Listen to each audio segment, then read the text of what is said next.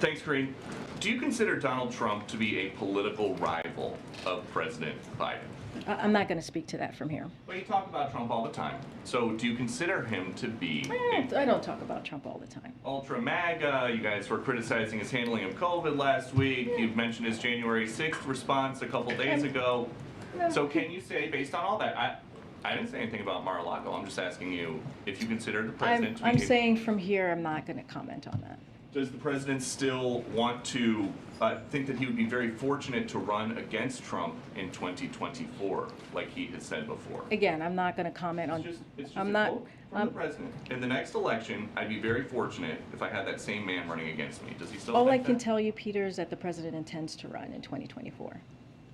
Is there a concern here that if you guys don't say more, then these Republicans who are accusing this White House of weaponizing the Justice Department, weaponizing the FBI, that's going to become the public sentiment? If you guys don't say once and for all, we are not doing that. First of all, we're just not going to comment on the Department of Justice investigation. Okay, we're just not going to comment on that. Is this White House weaponizing the Justice Department and the FBI against political opponents?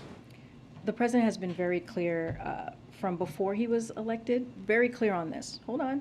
Throughout his time in office. I heard the quote.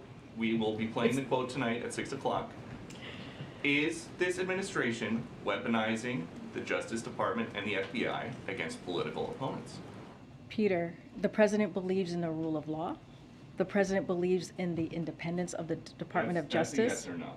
Just No, is that the is, White House... no, it's a yes or a no for you. I'm answering the question. You may not like it, but I'm answering the question. And I'm answering the question and I'm telling you that we are not going to comment on a criminal investigation. The president has been very clear.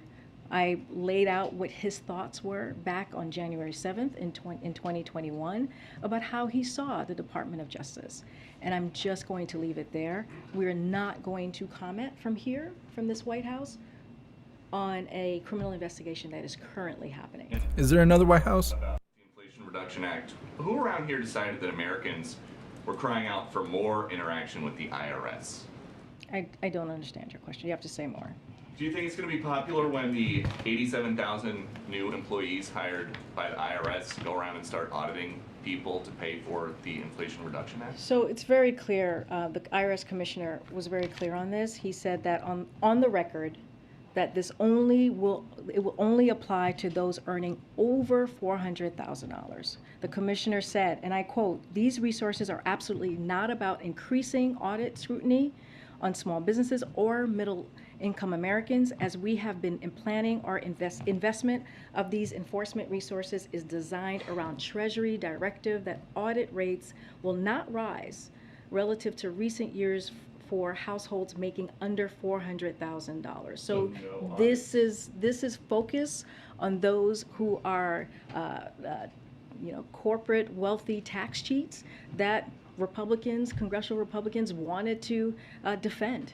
That's who they wanted to defend. They wanted to defend those corporate tax cheats. This is not about that. This is not about folks who make less than $400,000. So no new audits on anybody making under $400,000 a year? Very clear, no.